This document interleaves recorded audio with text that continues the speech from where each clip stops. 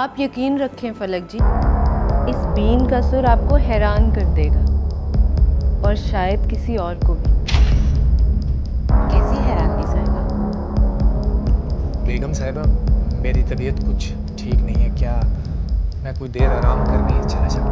अफजाल कैसी बातें कर रहे हो? अभी कुछ देर पहले ही तो तुमने दस्तक दी थी और फरमाइश की थी। अब तुम बीन सुने बगैर कैसे जा सकते हो? हाँ हाँ अफजाल, रुक जाओ थोड़ी देर, अभी तो आए। साहिबा पहली बार भी सुना रही है तो सुनते जाओ। मगर बेगम साहिबा, अगर मगर कैसा, जब हाल हो ऐसा। फलक जी, आपको नेहा की तलाश है ना? नेहा की तलाश तो अब एक फरार बनता जा रहा है, मगर नेहा की तलाश का इस बीन से क्या सरोकार? फलक जी, ताल्लुक तो है, नेहा आपकी आंखों के सामने, मगर देख और सुन नहीं पा रही। क्या मतलब? मैं कुछ समझी नहीं। अभी कुछ देर में समझ आ जाएगी। ये तुम क्या कह रही हो साहिबा? मुझे ऐसा मजाक करेगा पसंद नहीं। ये मजाक नहीं हो रहा फलक जी, मजाक तो पहले हो रहा था।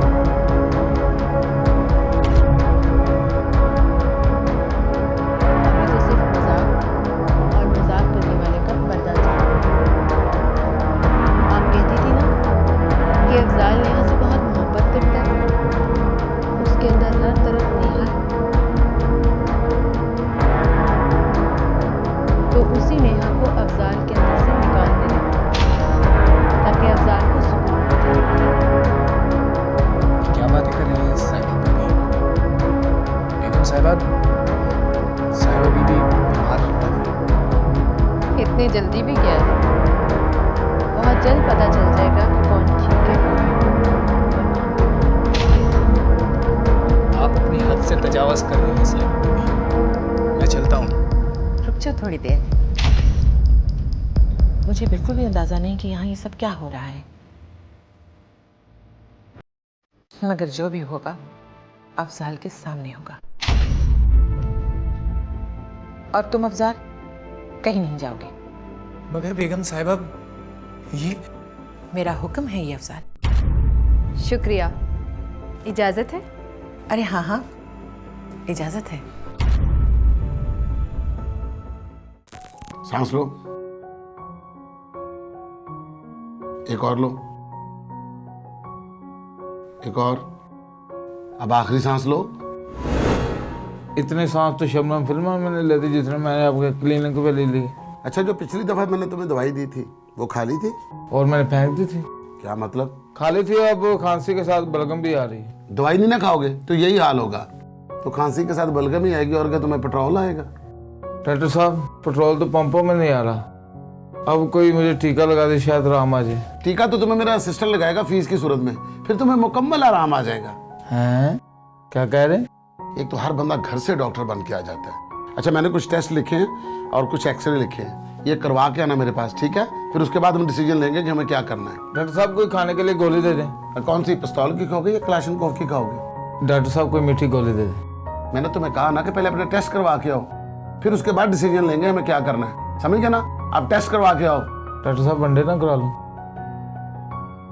डॉक्टर साहब, आप तो नाराज होते हैं, डॉक्टर तो मसीहा होता है। मसीहा होता है? फुफ्फी का मुंडा नहीं होता, उसे सवाल जवाब ही शुरू कर दो। अब ये लो, जाओ अब टेस्ट करवा के आना। ये जो खोंखों लग गई है ना, अब जब अगली बार आओ ना तो मास्क लगा के आना। मेरा तो खैर स्त्री होने के लिए गया हुआ है। डॉक्टर साहब, मेरा सिलने गया है।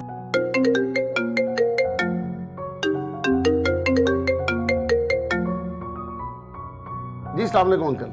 जी दानियाल से मेरी कोई बात नहीं हुई, आपसे भी बात नहीं हुई?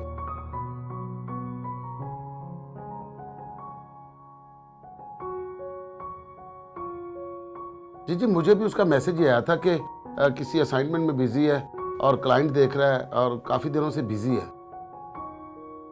हाँ अंकल, मैंने काफी ट्राई किया लेकिन मेरी बात नहीं हो सकी।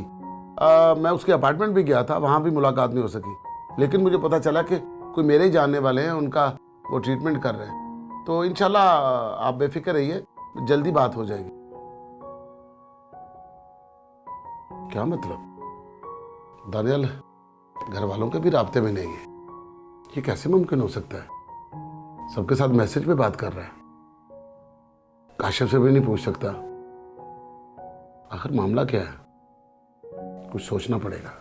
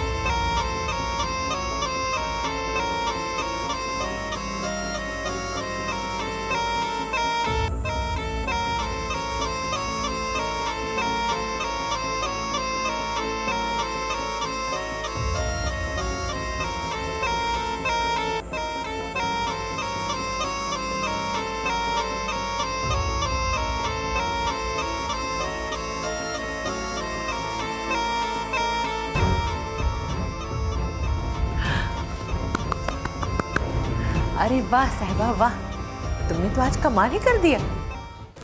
मैंने सोचा कि आपसे कोई कैजुअल बात की जाए। अपने जहन पर जोर डालो, कोई ऐसा मंजर, चेहरा या आवाज़ आपको याद आ जाए। चेहरा तो आपका भी जाना पहचाना सा लगता है, जैसे आपको भी कभी देखा हो, मगर कुछ याद नहीं।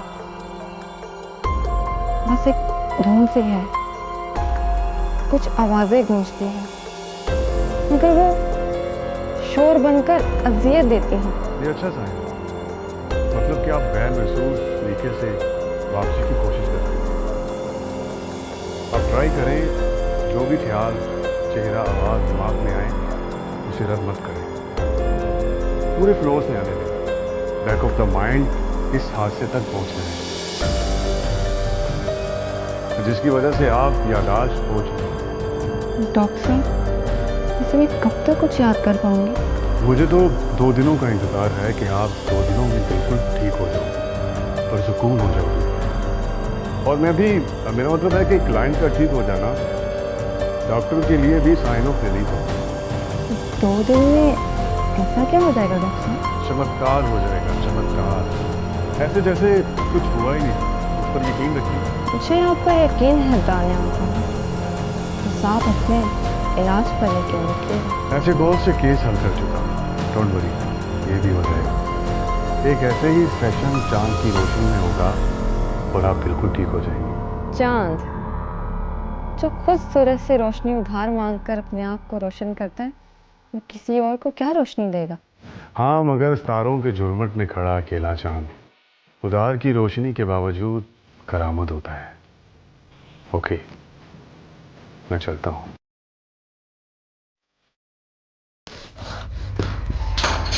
ये नहीं हो सकता, तुम मुझसे छुप नहीं सकती। मगर सास से प्यार करने वाले सास को जमीन पर पटकते नहीं हैं। फलक माँ, ये अफजाल नहीं है। आप भी अपनी आंखों पर यकीन ना करें, लेकिन ये अफजाल नहीं है। हाँ, फिर मेरा पसंदीदा वहीद मुराद ही होगा। लेकिन उसे गए हुए दुनिया से तो कई बरस हो गए। साहिबा, कोई तलिस्माती दास्ता तो नहीं पड़ी आजकल? तो इब्ने सफ़ी का तो मैंने भी सुना है, हो ही जाता है असर जासूसी का। खैर, कोई बात नहीं। वैसे भी वो कमबख्त मुंदरी हवेली का दरवाज़ा जब भी बजा कर जाता है, हवेली कई दिन तक पुरस्कार रहती है। अभी अपनी आंखों पर यकीन नहीं कर रही? कैसे हो सकता है ये? तुम मेरे बीन के सामने मुज़ाहमत कैसे कर सकती हो? कैसे रोक सकती हो खुद को असल रूप में आने से?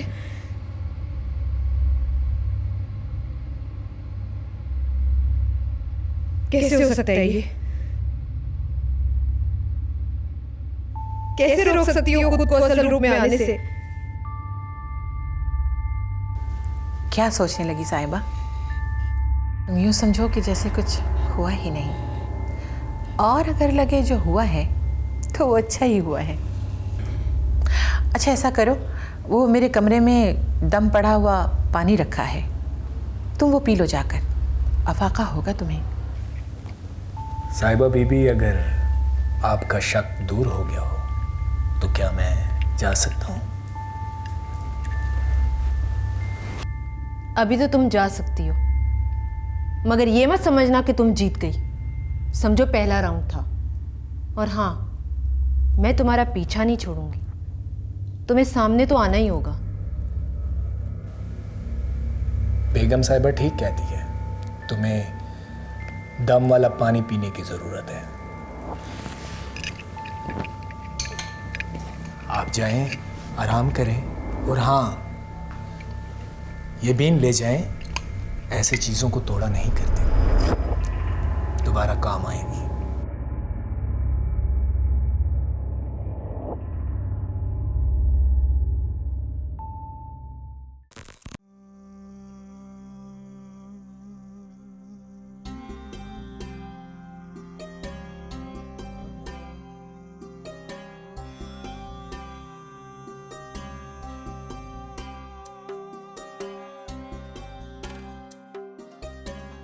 या मेरे खुदा, मैं कहाँ फंस गई हूँ?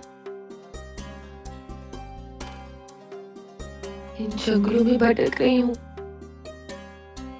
कोई रास्ता दिखाई नहीं दे रहा। मुझे कुछ भी याद नहीं रहा। मैं कौन हूँ?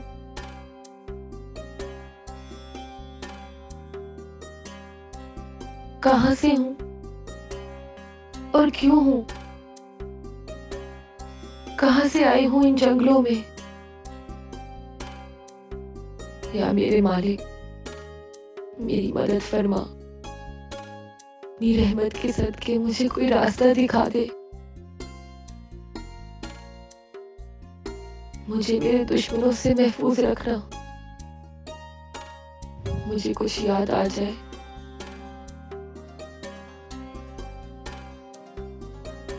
मुझे कोई रास्ता मिल जाए, अपने घर का रास्ता, अपनों का पता, कोई ठिकाना। हर हर महादेव, हर हर महादेव। इतिहास गवाह है कि नागन के सर से ज्यादा उसके अंदर की सोच का विनाश संभव है। इन दोनों नागनों की सोच मेरी मुट्ठी में थी और रहेगी, मगर इनका शरीर अब भी कीड़ों मकोड़ों की तरह रेंग रहा है। भाग रही नागन भाग, भाग रही नागन भाग, भाग रही नागन भाग। ये देख करके कि अभी तक ये आजाद घूम गए। मणे बहुत दर्द देता है ये देखकर कि ये अभी तक आजाद घूम रही हैं। जब तक इनकी यादाश्त मेरे पास है, ये आजाद हो के भी आजाद नहीं। समय बीत नहीं रहा, जितना मणे पूर्णमासी रात का इंतजार है, शायद किसी को हो। उस रात सर्वनाश होगा नागन का। मणे करार मिलेगा मेरी कष्ट की कल्पना को। जिस बिल में घुसी बैठी है, घसीट कर लाऊंगा, घसीट कर। नगीना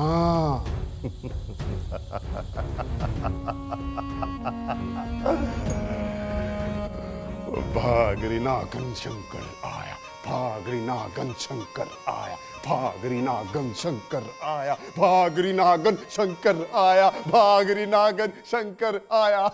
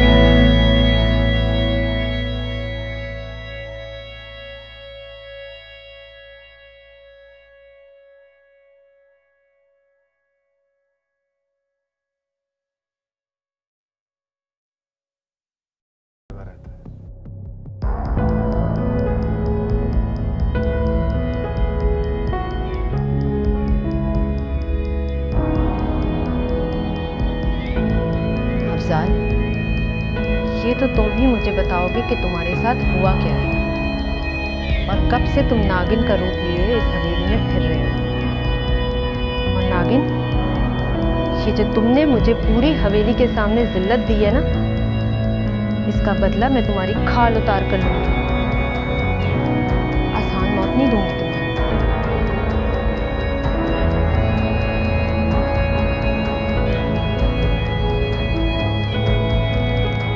अरे बीबी जी, अगर साहब को पता चल गया तो मेरी खाल उधेड़ देंगे।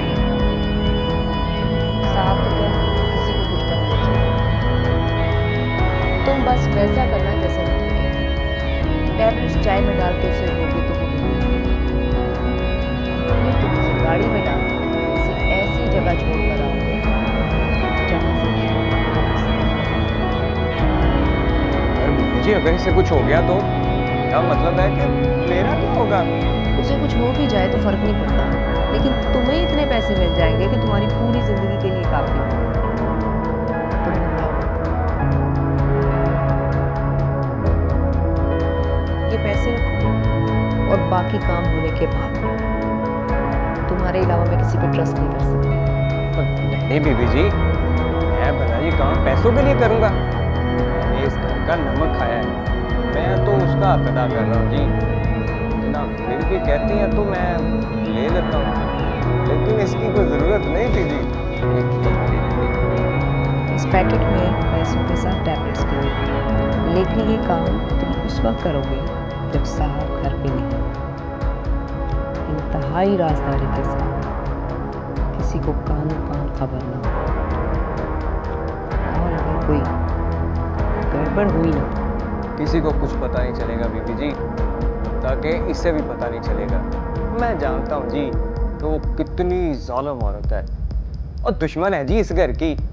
वो तो जब से इस घर में आई है, आपका तो सारा सुकून ही बर्बाद हो गया। वैसे सच पूछे जी, आपको इस साल में देख के मुझे बड़ा दुख होता है। बस बस, मेरा दुख तुम्हें इन नोटों के वजन से ज्यादा नहीं लगेगा। तुमसे बस कोई चूक नहीं होनी चाहिए। तुम उसे बोरी में डालोगे और बाहर गाड़ी तैयार होगी, और फिर बस जी, आगे मैं समझ गया, बाकी सब समझ गया। लेकिन बीबी जी, वो जरा बाकी रकम भी मिल जाती तो।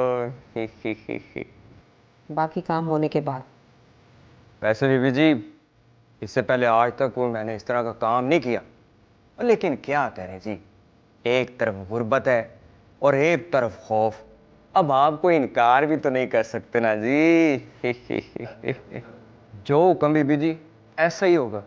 जब आप कहेंगी मैं ये काम कर दूंगा। सलाम बीबी जी।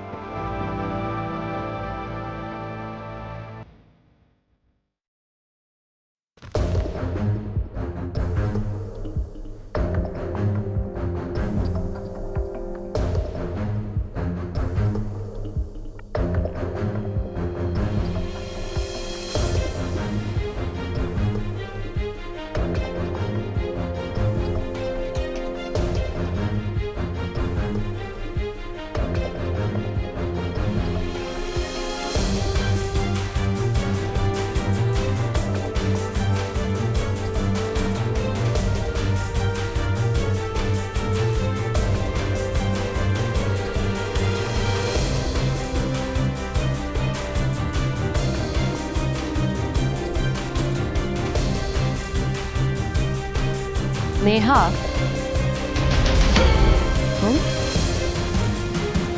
जरा दम तो ले लो, थक जाओगी वहां।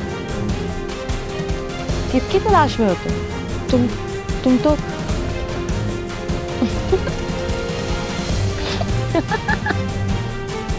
हाँ, मैं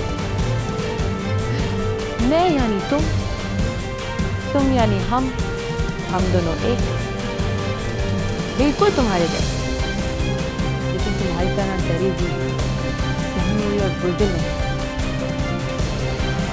बल्कि बहादुर, आजाद और खुश हूँ।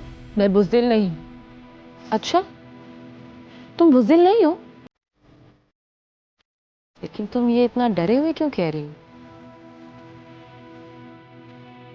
तुम मजलूम हो, लाचार हो, बेबस हो, बस भटक रही हूँ। कहाँ भटक रही हूँ मुझे ये भी नहीं पता। सराब का पीछा कर रही हूँ, आजाब का पीछा कर रही हूँ, और तुम्हारा पीछा एक मासूम की बद्दुआ कर रही है,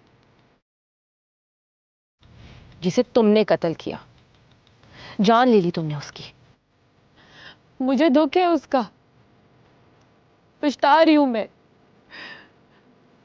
पल पल मैं इस अजियत में जल रही हूं।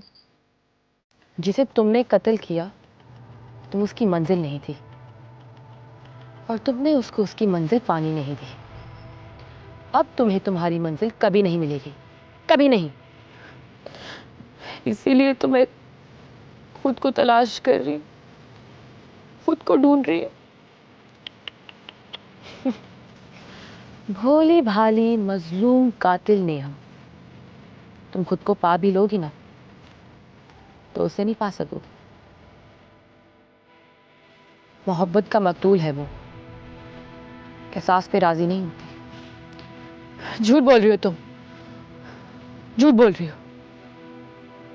मैं अजाला करूंगी, मैं सजा के लिए तैयार हूं। तड़पती रहो, भटकती रहो और तरसती रहो, यही तुम्हारी सजा है। रहम की अपील नहीं कर रही मैं, बस मुझे एक बार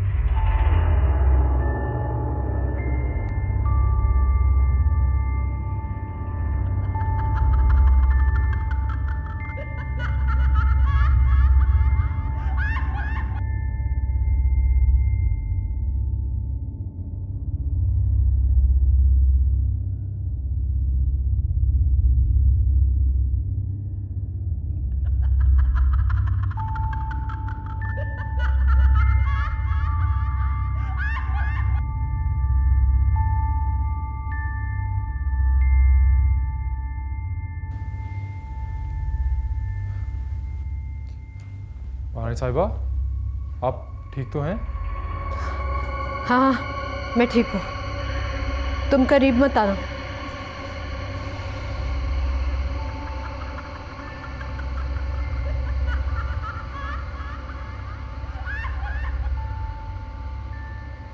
आपकी तबीयत मुझे कुछ ठीक नहीं लग रही। मैं ठीक हूँ, मैं उसका पीछा कर रही थी कि उसने अपने जहरीले वार से मुझे रोक दिया। वो इस हवेली में कहीं पे भी नहीं है, ना किसी चेहरे के पीछे और ना किसी खुफिया जगह पर। वो यहाँ कहीं भी नहीं है। मैंने भी उसको बहुत तलाश किया, करीब की फ़ज़ा में मुझे भी उसकी सुनाई नहीं दी। तुम जहाँ कहीं भी हो नेहा, मैं तुम्हें ढूंढ लूँगी। हवेली से तो तुम चली गई, लेकिन मुझसे नहीं बच सकती। कुछ ही दिन में पूर्णमासी की रात है, वो यहाँ ज़रूर आएगी। चांद पूरा होने के समय उसकी शक्तियाँ कुछ देर के लिए कम हो जाएंगी। यही वो मौका होगा जब आप उसे पकड़ लीजिएगा। ये तो मैंने सोचा ही नहीं संगचूर। पूर्णमासी करीब है, और एक नागिन जब कमज़ोर होती है तो अपने ठिकाने की तरफ ज़रूर लौटती है। तुमने तो मेरा मसला ही हल कर दिया। हमें हर चेहरे पर नज़र रखनी होगी, हर आंख पर नज़र रखनी होगी।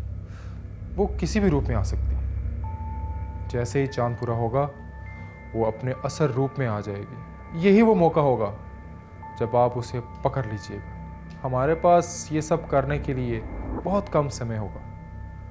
उसे आंख झपकने की और सांस लेने की भी मोहलत नहीं दूंगी। मैं नागिन को संभाल लूंगी। तुम्हें उस शेजर को इस मामले से दूर रखना होगा। तुम्हें एक खेल खेलना होगा। कैसा खेल? ये मैं तुम्हें बताऊंगी। एक तीर से दो शिकार होंगे, नागिन भी और वो बिजली शेजर भी।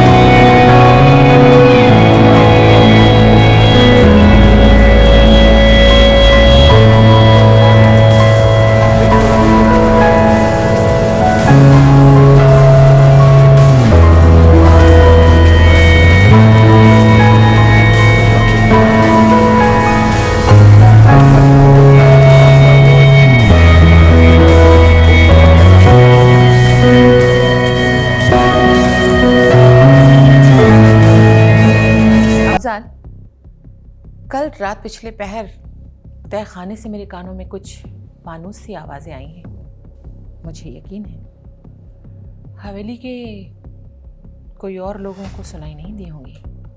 माफ़ी चाहता हूँ बेगम साहिबा, काफ़ी दिनों से मैं नीचे तहखाने गया ही नहीं। काफ़ी दिनों से तुम कुछ काम भी ठीक नहीं कर पा रहे अफजाल। माफ़ी चाहना अच्छी बात है, लेकिन आदत बना लेना बहुत बुरी बात होती है।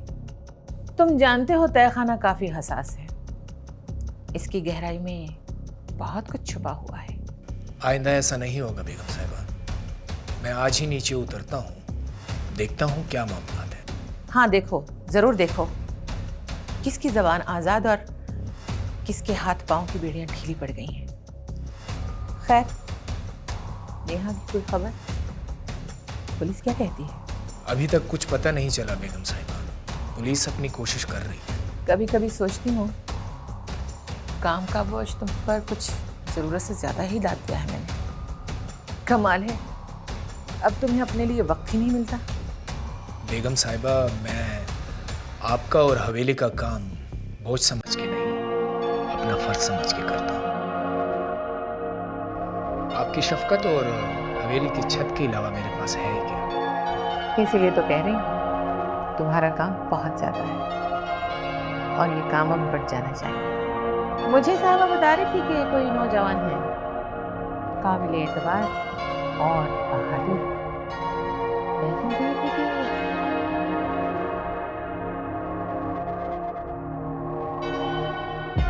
आदाब फलक जी।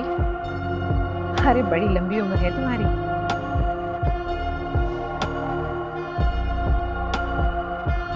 अभी तुम्हारा ही जिक्र हो रहा था।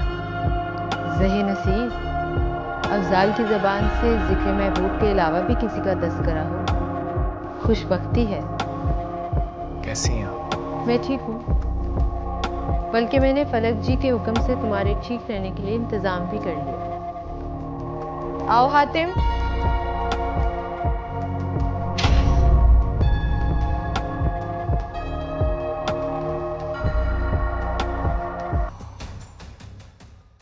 अस्सलाम वालेकुम बेगम साहिबा। जीते रहो। ये हातिम है फलक जी, मैंने बुलवाया, सोचा आपसे मिलवा दूँ। आपने कहा था ना आपको एक भरोसेमंद और एतमाद वाले मुलाजिम की ज़रूरत है जो अफजाल का हाथ बटा सके। मुझे तो किसी की ज़रूरत, और कई साल से मैं हवेली को अकेला ही संभाल रहा हूँ। तुम्हें ना सही, मगर इस हवेली को तो ज़रूरत है ना। फलक जी ठीक कहती हैं, तुम पर काम का बहुत बोझ है। बोझ बांट लोगे तो तुम्हारा काम ही आसान होगा। मगर हम इसे काम पे नहीं रख सकते, क्योंकि यहाँ पे ऐसे मामलात हैं जो हर कोई समझ नहीं सकता। जितनी तुम्हें फिक्र है ना इस हवेली की, उतनी ही मुझे भी है। मैं इस हवेली के मफाद में इसे रखवाना चाह रही हूँ। हवेली का मफाद किसी अनजान शख्स के हवाले नहीं किया जा सकता। मैं जानती हूँ इसे, और इतना ही काफ़ी है। फलक जी हुक्म दे चुकी हैं, तुम्हारी बहस बेकार है। तुम दोनों की बहस ला हासिल है। क्या नाम है इस लड़के का? हातिम? यही तुमने बताया था ना साहिबा। अफजाल, तुम आज से ज़मीनों के मामला देखोगे और हवेली के मसाइल ये हातिम देखेगा। बेगम साहिबा, कैसे हम किसी अनजान शख्स के हवाले हवेली कर सकते हैं?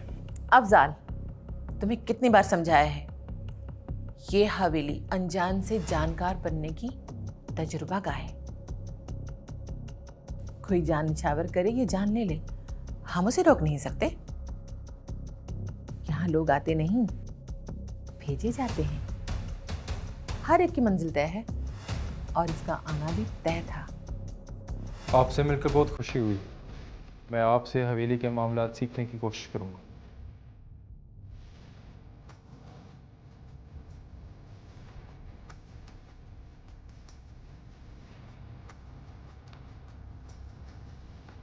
देखो लाडला है मेरा, तुम अफजाल से अच्छे से काम समझ लेना। हातिम यही नाम है ना तुम्हारा? जी बेगम साहिबा। देखो, आज से तुम हवेली की हिफाजत सूरत हाल देखोगे और जो कुछ भी होगा उससे मुझे आगाह करोगे। जी ऐसा ही होगा। मैं हवेली के लिए अपनी जान भी दे सकता हूँ। याद रखना, वफादार और राजदार इस हवेली की सीढ़ियों के पहले 2 कदम हैं। पांव लड़खड़ाने नहीं चाहिए, जान तो आनी जानी चीज है। आपके हुक्म की तामील होगी।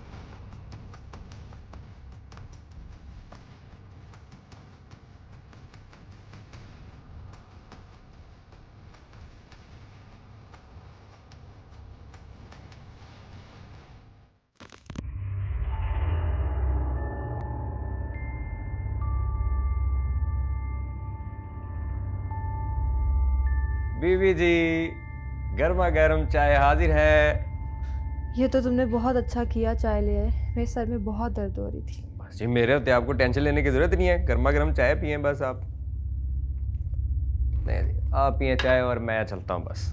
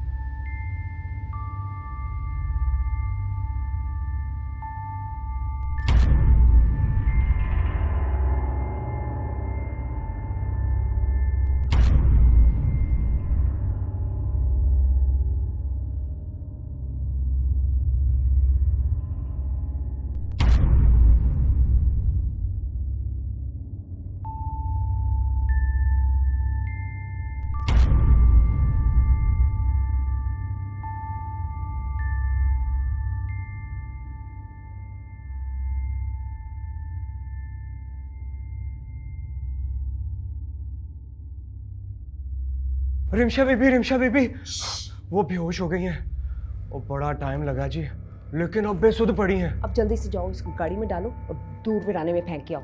जल्दी करो, सांप के आने में सिर्फ 2 घंटे हैं। उनके घर आने से पहले तुमने वापस आना जल्दी से। वो तो ठीक है रिमशा बीबी, लेकिन अगर रास्ते में किसी ने देख लिया तो मेरा मतलब है जी, रास्ते में तो पुलिस का नाका भी लगा हुआ जी, और मेरे तो छोटे छोटे बच्चे हैं जी। ये भी मुझे बताना पड़ेगा? इससे नाका आसानी से पास हो जाएगा। पकड़ो ये, और अगर कोई गड़बड़ हुई तो पुलिस से पहले मैं तुम्हें देख लूंगी। जाओ यहां से अब। और अब तो समझे जी, नाका पार हो ही गया जी। और मुझे ना एक रास्ता और मालूम है, मैं इनको वहां से ले जाता हूँ। वहां कोई खतरा है ना जी, और मजे की बात यह है जी, वहां चोरों के डर से पुलिस भी नहीं आती। अब जाओ, खड़े खड़े मेरा दिमाग खाते रहोगे? गाड़ी बाहर तैयार खड़ी है, डालो उसको गाड़ी में और फेंक के आओ किसी बनाने में। और अगर उसे होश आ गया और वो शोर मचाने लगी ना। क्या क्या मतलब बीबी जी, ये आप क्या कह रही हैं? अच्छा बीबी जी, जा रहा हूं मैं। अब क्या है? और कुछ नहीं बीबी जी। या मालका, तू ही मदद कर, किस आजमाइश में फंस गया हूं मैं। उफ, दुआ कीजिएगा। जाओ भाई।